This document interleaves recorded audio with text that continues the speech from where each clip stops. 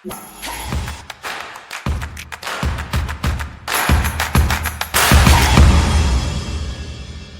again, friends. Welcome back to World Unraveled with Brandon Koenig. Another week, another avalanche of bad news and of insanity emanating out of Washington, D.C. with the new administration. We're not even 4 weeks in at this point, almost getting there. And there's a lot to cover. When I originally devised the name of this podcast, I was playing around with a couple of different names, and I ultimately went with World Unraveled. And I remember at the time, several friends, colleagues had told me, Brandon, that's really kind of dark and dystopian for a name. Like don't you want something more uplifting? And at that time, I wasn't planning on a Trump presidency. I wasn't ruling it out, but I wasn't planning on it either. But at the same time, seeing the breakdown of the world order, the post World War II order that was established by the United States and its allies, seeing the rise of autocracies such as Russia and China, and the grip that they've not only maintained, but that type of leadership expanding to other countries in other parts of the world, like Turkey, like Hungary, and becoming an element even in democratic countries, like Germany, Poland, our own country. Clearly, democracy was under assault, and I felt like the name, while dark and dystopian, was warranted just based on this existing era, which we still don't have a good name for. And I think the last couple of months, and particularly the last couple of weeks, have shown that the name is very much aligned with what we're seeing play out. So, I wasn't intentionally trying to be dark, but the title of this podcast, I think, represents the times well.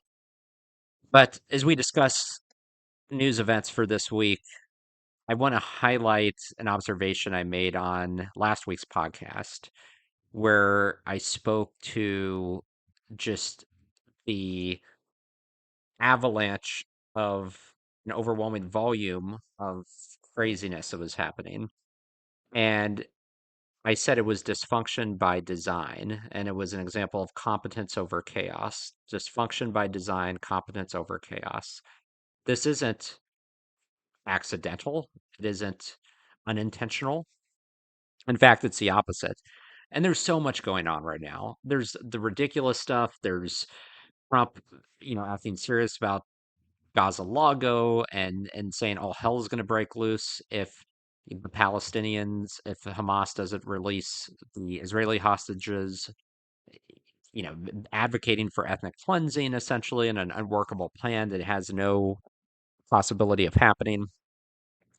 And then there's some of the smaller items that are just emanating in terms of websites being scrubbed of information, and there's the very concerning news of large tech companies bowing to Trump's will and pressure on on DEI or on inclusion.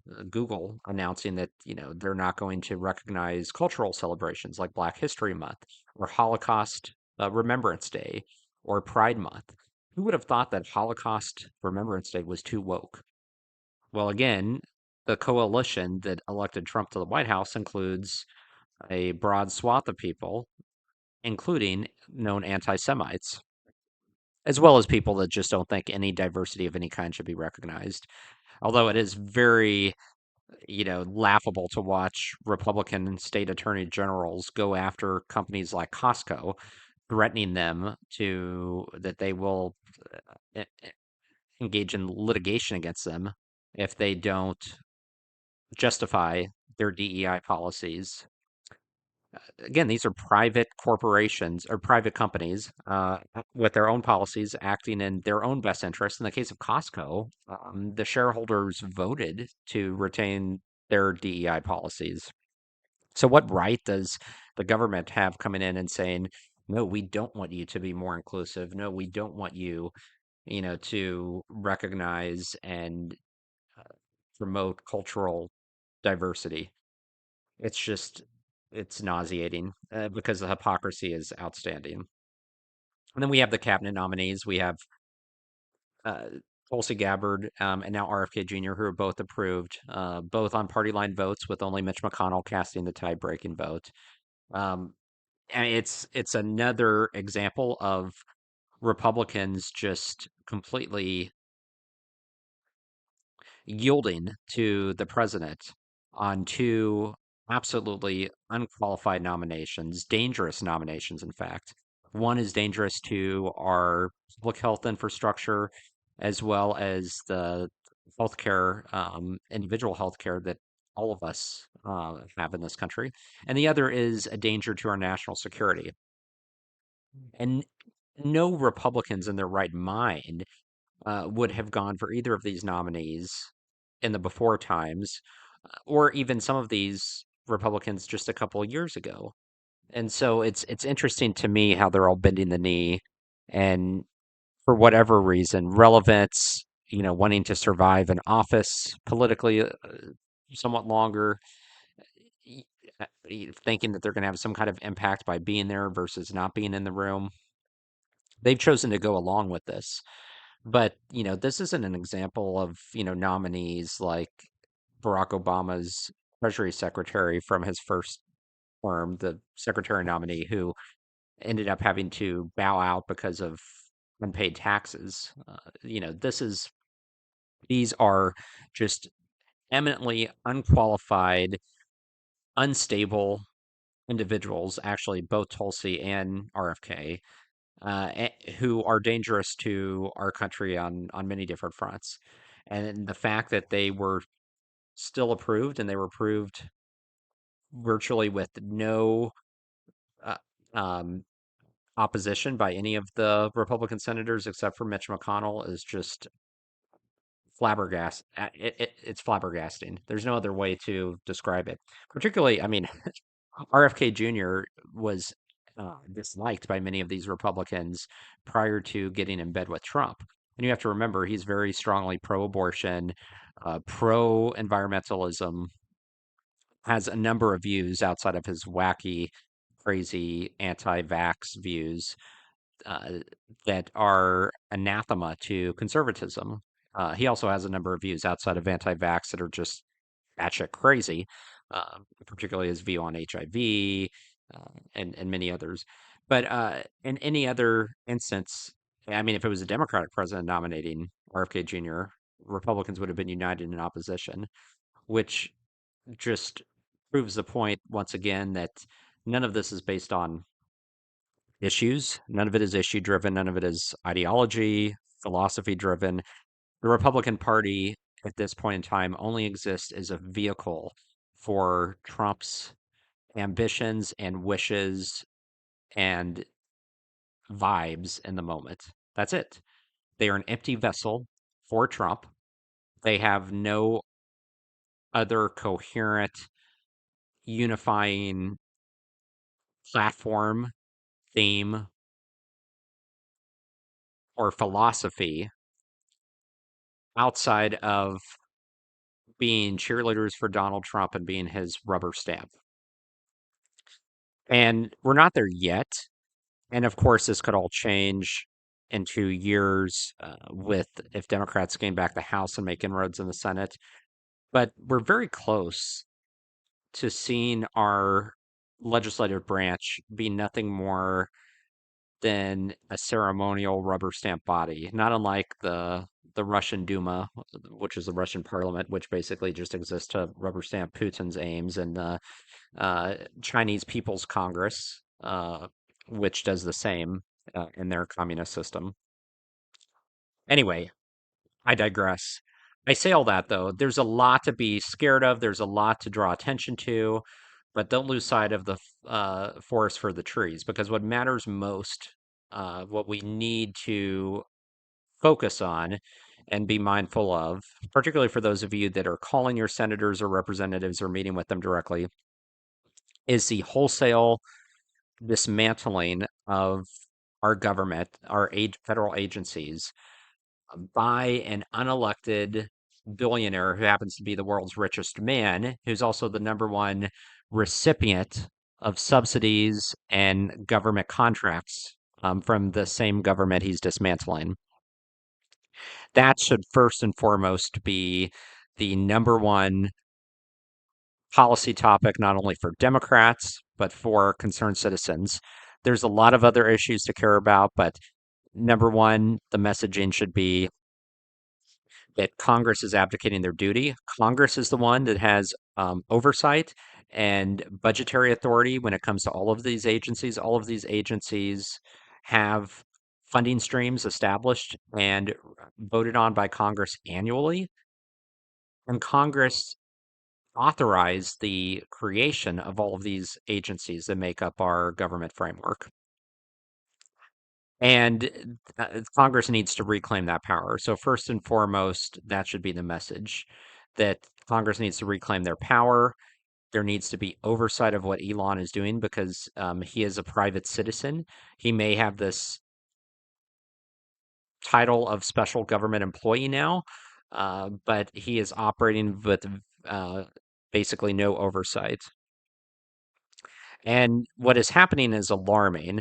And uh, the critical access to data, not only government workers' data, but also our own individual data, should be alarming to every American.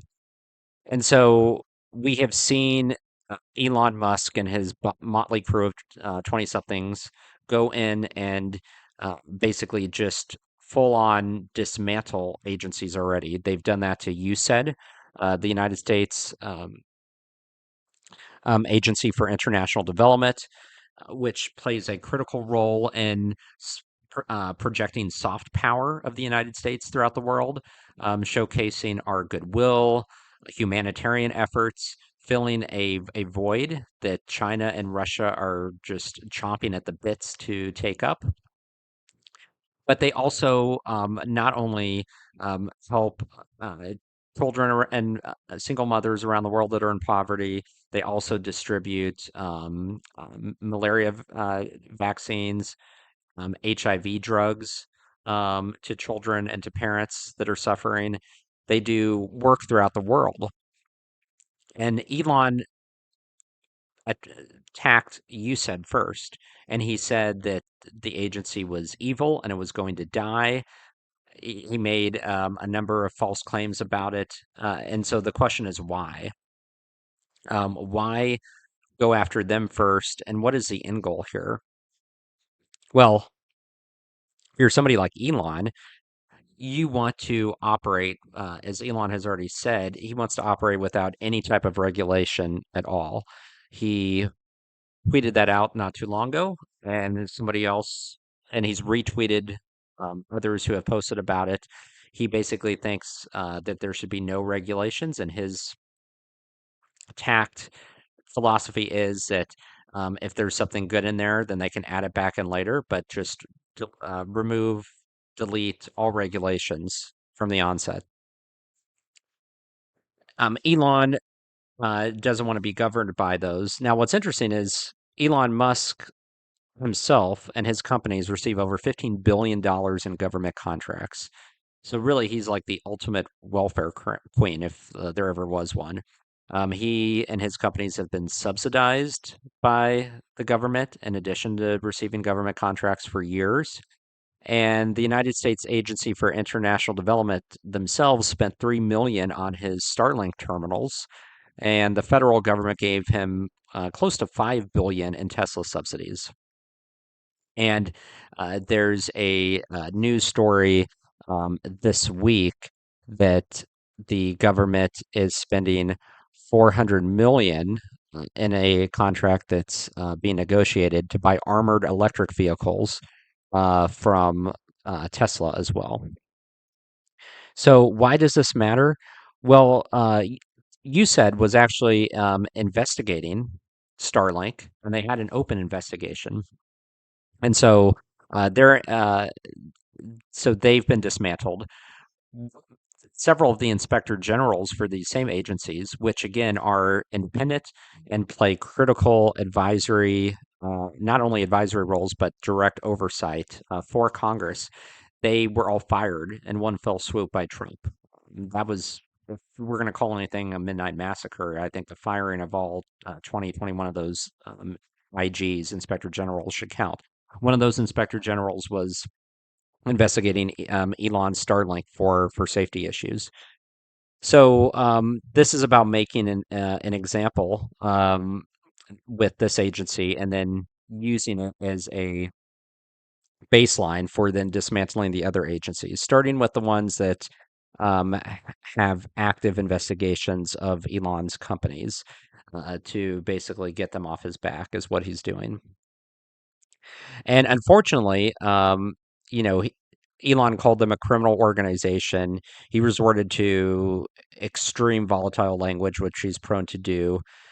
He doesn't have the authority to shut them down uh, at all. I mean, that lies with Congress. That'll be worked, will go through the courts. But he's attempted to do it and attempted to lay off thousands. And, this is also connected to Trump's executive order, which halted foreign aid.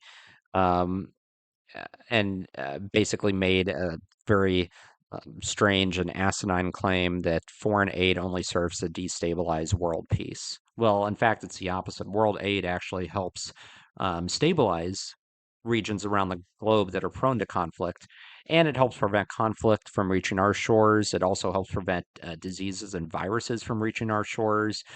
The work of USAID helps us be able to identify, monitor, and track new and emerging viruses or threats that may have been dormant and then return, like Ebola, from reaching our shores. It played a critical role during the pandemic with COVID and the coronavirus. But none of that matters to Elon. So we have these agencies that are being shut down. We have their systems that are being breached in the name of rooting out waste and fraud. But this is happening in the darkness of night, where Elon and his 20 something engineers are coming in, demanding access, and immediately just forcing their way into highly classified, highly sensitive systems that include a lot of personal data. For government workers, that includes salary data, but and now, as we're learning, Social Security Administration has been breached. So every American with a Social Security number, Medicare patients had their information breached. So this is all happening simultaneously. The uh, uh, rollback on federal funding to NIH for clinical trials, research trials, which is having an immediate impact on patients that are trying to find cures and treatments, life-saving drugs. So none of this is happening in a vacuum, but USAID is the test case for dismantling and destroying the other agencies. And Elon thought it's the uh, first one and the best one to start with because number one, they have an active investigation into him. But number two, Americans are in a very isolation mindset right now, isolationist mindset. There's no appetite for engaging around the globe. There was no appetite for um, doing anything in Ukraine, let alone boots on the ground. And I mean, even aid to Ukraine is something that Kamala Harris really backed away from and did not bring up on the campaign trail other than at the DNC because of the mindset right now among Americans that we need to just retreat, focus internally. So Musk knew they'd be an easy target. Most Americans are familiar with the agency. Most don't know the work that they've done around the world since they were conceptualized and initialized in 1961. So it's an easy target, and Americans, many of them will just automatically say, "Oh, we don't need to be helping people in sub-Saharan Africa or in Southeast Asia. that aid would be better served focusing on Americans. And again, not understanding the bigger picture. Because USAID was created by President John F. Kennedy in 1961. It was through an executive order after Congress had passed the Foreign Assistance Act, and which called for the creation of an independent agency to focus on development, separate from military and politics. It was at this time, and this again was in the post World War II period during the Cold War, when there was an understanding by American policymakers that we would benefit, especially in this war against the Soviet Union, um, this Cold War against the Soviet Union, and projecting American power by showcasing our um, empathy, by showcasing our benevolence, our willingness to help others in need outside of our country, our generosity, um, all of that, and do so in a way through an agency that was independent of military and political efforts, which had their own necessary uh, focal points and priorities. And if you were trying to fold American aid and assistance into either DoD or into the State Department, it was always going to be secondary to those department's policy aims, understandably.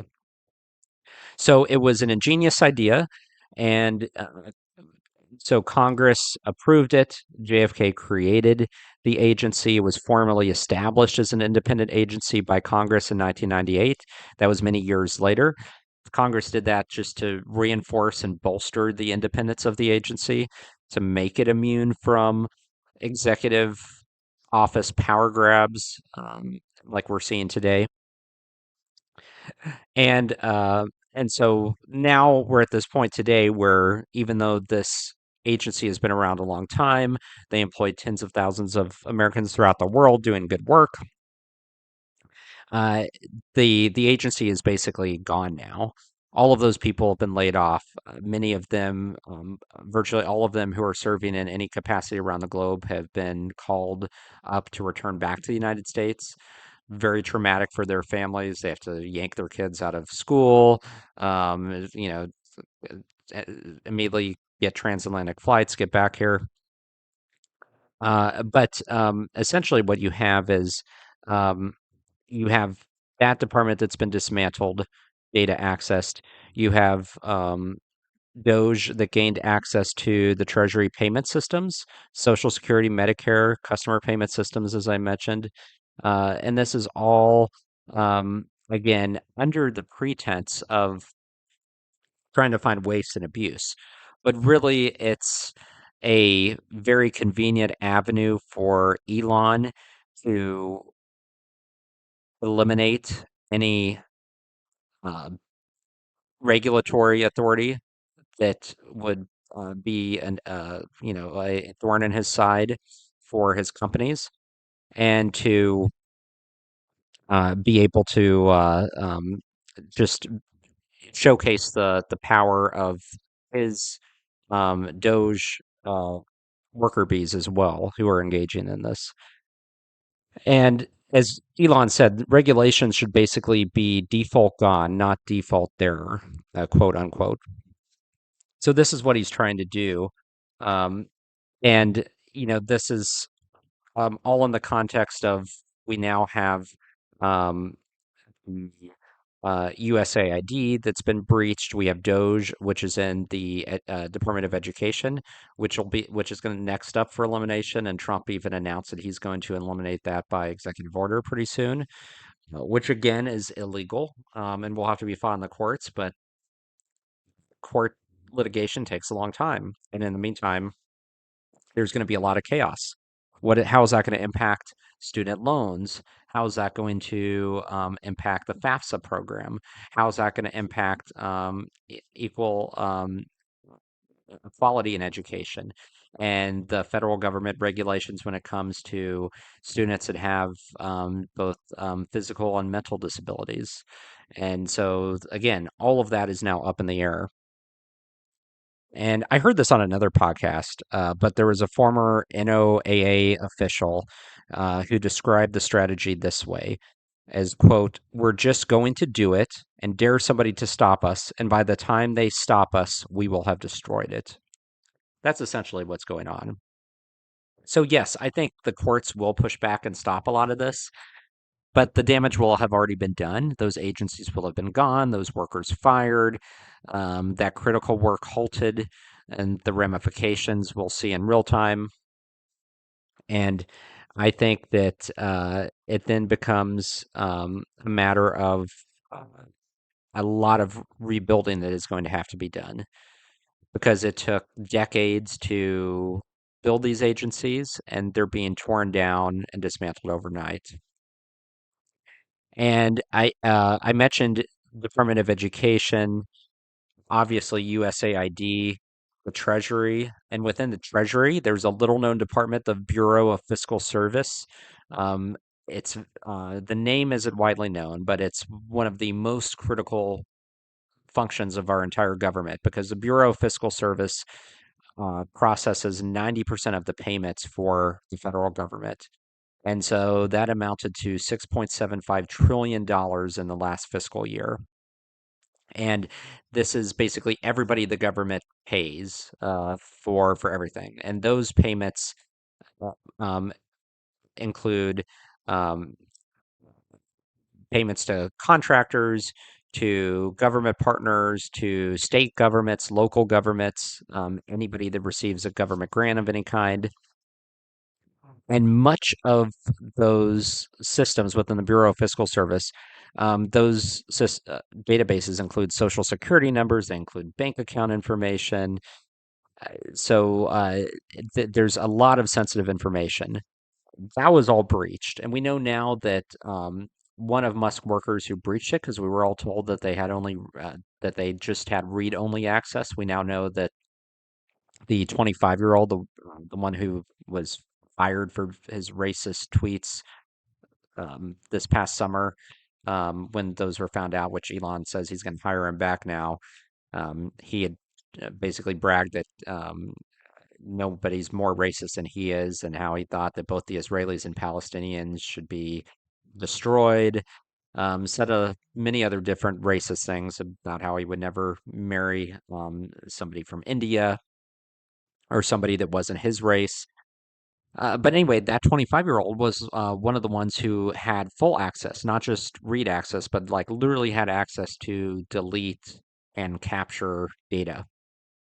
And again, we don't know what damage was done. We do know there are anecdotal reports that information was extracted into private servers by this Doge cohort. And if that is the case, that is very, very much of five alarm fire because of the risk potential for that data becoming compromised, becoming stolen.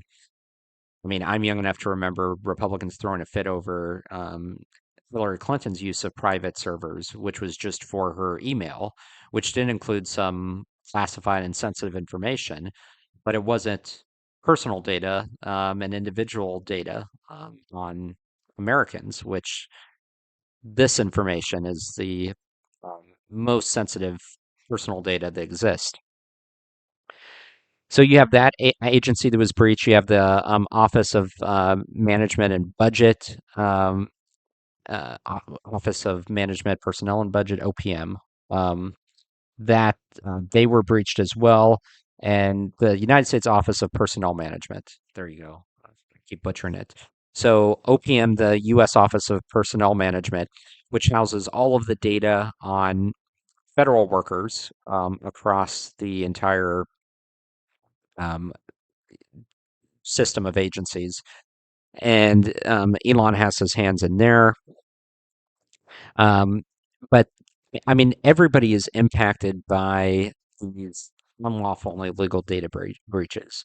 Like I said, I mean, retired Americans, state governments who run federal programs at the state level, local municipal governments who get grants from the federal government are impacted.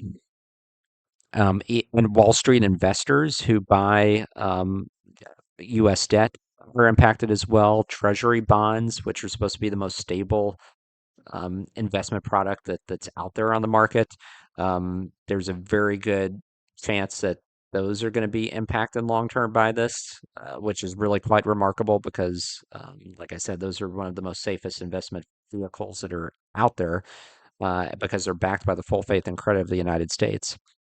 So the Bureau of Fiscal Service has that type of large, far-reaching impact. We're talking about billions of payments annually. And so this interference um, is going to have an impact on multiple levels, not just on um, treasury bonds, which I alluded to, but the Bureau of Fiscal Service is also responsible for um, ensuring that there's a positive balance kept on their books. And it's actually the Treasury tracks that at the federal level.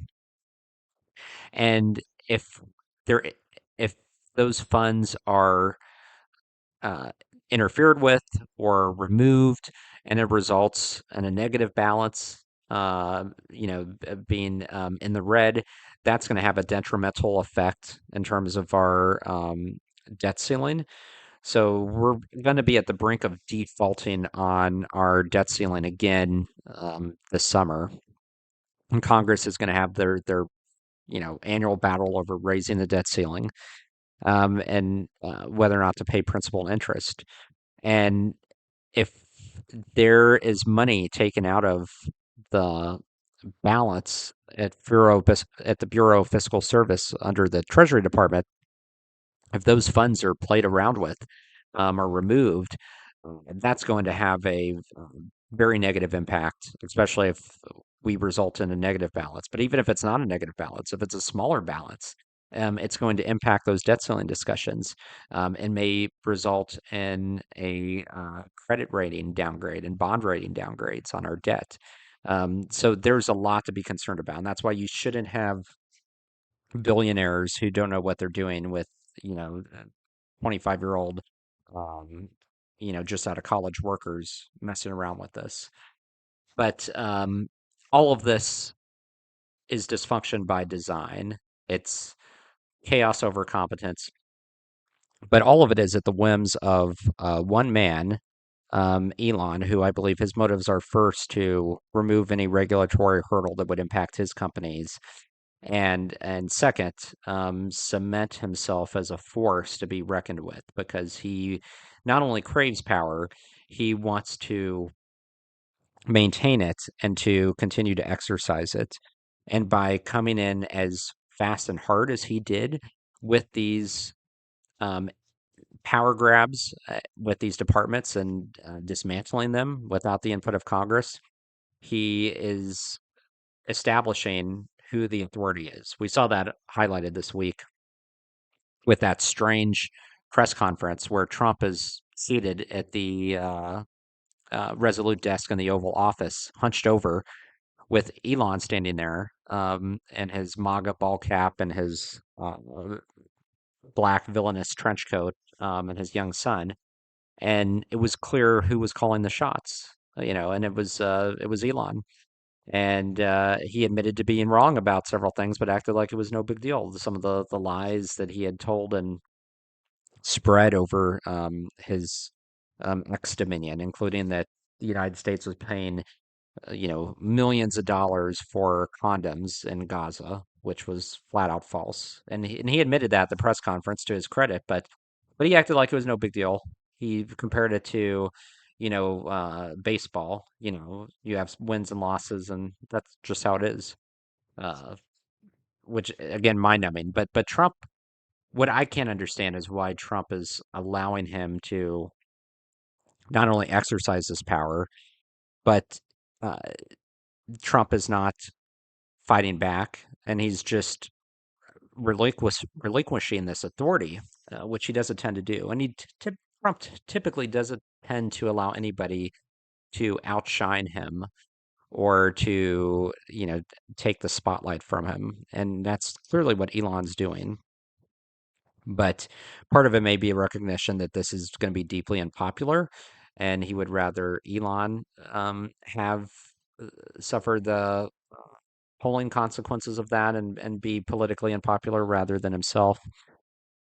But again, this is part of Project 2025, but not everybody has the same motives. They have the same goals, and so it's critical to say that motives may differ. You have the 2025 crowd that just wants to completely break up the government. You have Elon who is fine with breaking up the government, but that's not his end goal. His end goal is removing regulatory hurdles against his companies. And so this is a means to an end for doing that for him. But breaking up the government isn't a goal, it's just the pathway for him. Whereas with some others like Russell Vought, who heads Office of Management and Budget now, he was a Project 2025 co-author. For him, you know, destroying these critical agencies is his motivation entirely. So what this all comes down to, as well, and you're going to see this manifested, especially once we get to the FAA and NASA. Uh, SpaceX itself, one of Elon's companies, um, receives over 3 billion. Well, this was from 2023. They received over $3 billion across 100 contracts with 17 federal agencies. That's just SpaceX alone. So that doesn't include Tesla. It doesn't include Starlink. It doesn't include any of Elon's other companies, which he has many. But SpaceX alone, $3 billion, 100 contracts, 17 federal agencies just in 2023. But so this is all about breaking the system.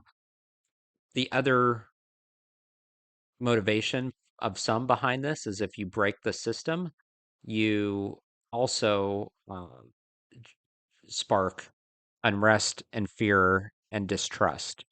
And distrust is the hallmark of an authoritarian in an authoritarian regime, because the more distrust there is, and as if things get really bad and Americans can't access needed services, um, then it creates a model where people's attentions are focused elsewhere, and then really dark, bad things can happen.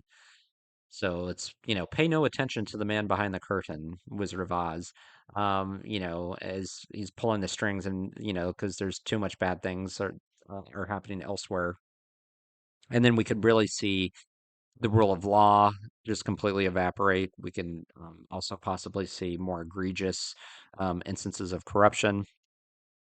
But the dismantling of our government serves a number of purposes, as we've already uh, discussed. It removes any regulatory oversight on Elon and his companies, basically giving him unfettered access across markets, and there will be nobody to step in if there are safety issues or um, excess spending. That's the irony here, is having the government's first and foremost contractor, who's completely dependent upon the government, deciding what is waste and excess and what isn't, from that same government. But there's that motivation, number one. There's also the motivation of just being able to remove any existing checks and balances within the system and oversight authority when it comes to anything that the Trump administration wants to do. Inspector generals are essentially Congress's eyes and ears when it comes to how these agencies are run. And while you may have political appointees who head up these agencies, the agencies themselves typically have career civil servants who are apolitical, who are there just doing the work from administration to administration. That's an obstacle for the Trump administration. They've been very clear about wanting to basically force out career civil servants and replace them with political appointees, aka political hacks that will just do their will. because essentially they don't want these agencies to govern to operate well, to be effective. They want them to be complete instruments of the state, and instruments of the executive, I should say, not the state. Um, right now, the way that the model works is these agencies work for the American people, as does agencies like the FBI, Department of Justice.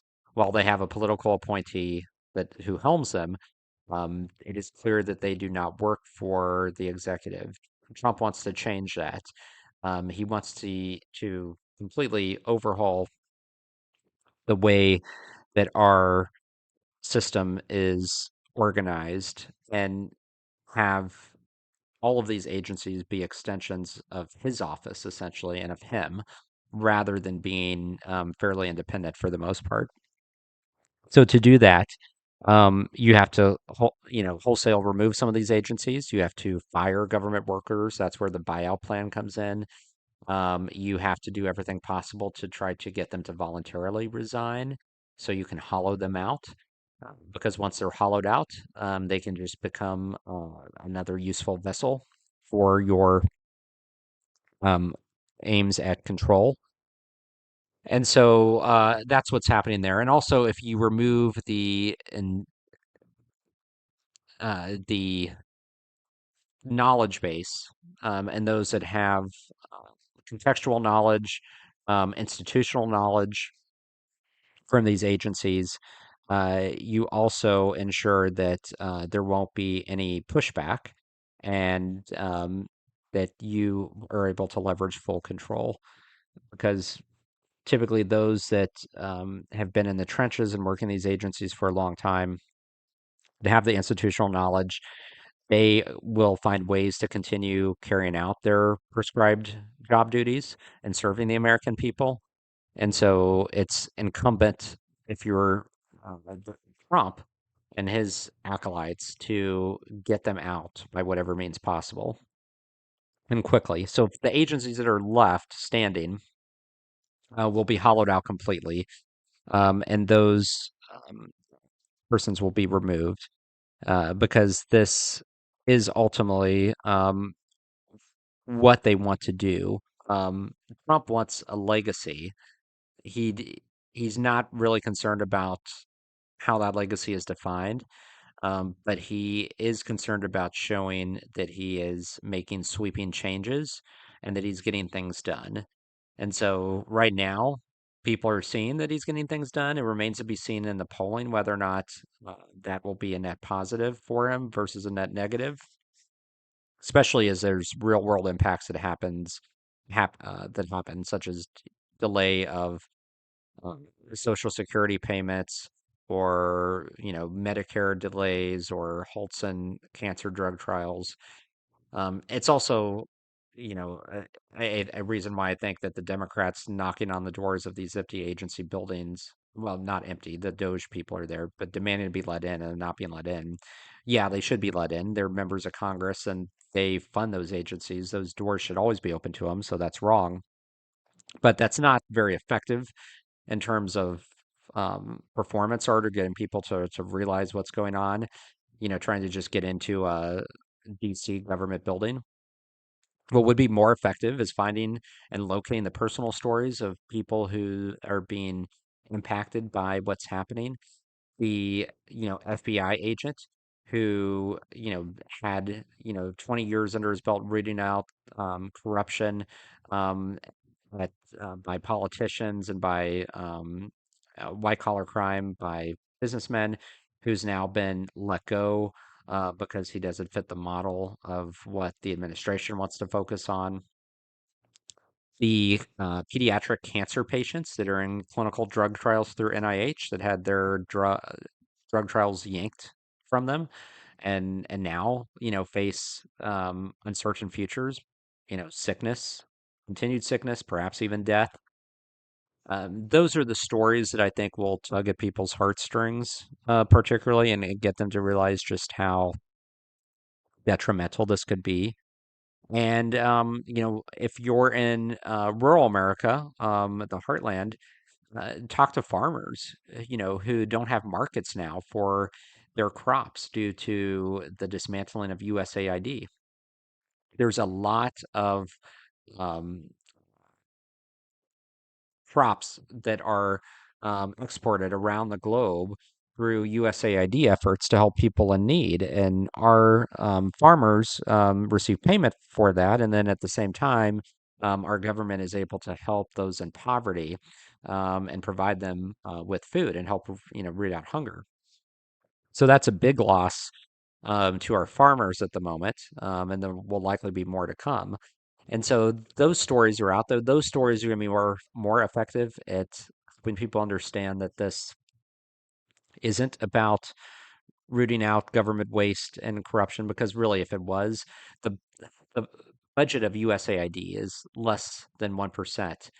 It's 0.6%, so just a little bit over one half of 1% of the entire federal budget. If you were really going to go after our debt and tackle the budget, you would tackle the entitlements, so Medicare, Medicaid, Social Security, and you would tackle DoD, Pentagon.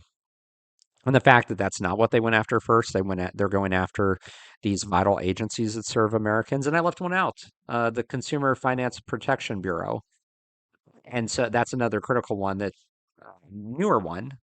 So it came about in the aftermath of the Great Recession, with all of the bad practices by the large banking institutions, put more regulation on big banks to prevent um, another Great Recession like that. And there's been some legitimate criticism that some of the regulations are too onerous and have applied to smaller banking institutions and community banks. But this is also an agency that has been able to recover $20 billion for the American people, recovered for them, going after fraud and abusive telemarketing practices and phishing scams and payday loan vendors and operations that prey on our servicemen and women and tend to put up shop near military bases. And so this agency has done a lot of good work to help Americans who have been harmed by that type of fraud and predatory lending practices be able to get money back. And yet, that is one of the first offices that has also been dismantled within the government. So this isn't about reform. I mean, if it was about reform, there would be a methodical, slow way of going about this where you're cautious, you're careful, you try to get an understanding of everything that's being spent at the agency level. You find line items that are dubious and then remove them. There's an oversight process. We have none of that right now. We don't have any oversight. These agencies and government departments are being shut down overnight because really these aren't conservatives; they're arsonists. And really this is a test run for how they want to treat government. They want to completely evaporate large swaths of our government that serve the American people and serve legitimate purposes, but it doesn't align with what the administration wants to do, and they're afraid that these government workers, and particularly these agencies, will be a source of resistance, but also just potentially throw up roadblocks in their path when they want to do something that's either illegal or unethical. And so the it's a matter of getting rid of them. And for Elon, it's a matter of getting rid of regulations that impact him and being able to have free reign over the government and over marketplace. So it's as simple as that. Trump wants to create a much smaller government, one that just carries out his aims only, and remove the agencies and government departments that might question him or might offer a pushback because they have budgets authorized by Congress. So the question is whether or not Congress will ever push back on all this, or whether they just go along with it. It remains to be seen. But no, that should be the focus for now, is the dismantling of these agencies and government institutions with no oversight. The uh, usurping of congressional power, and the inherent conflicts of interest by Elon, with nobody to step in.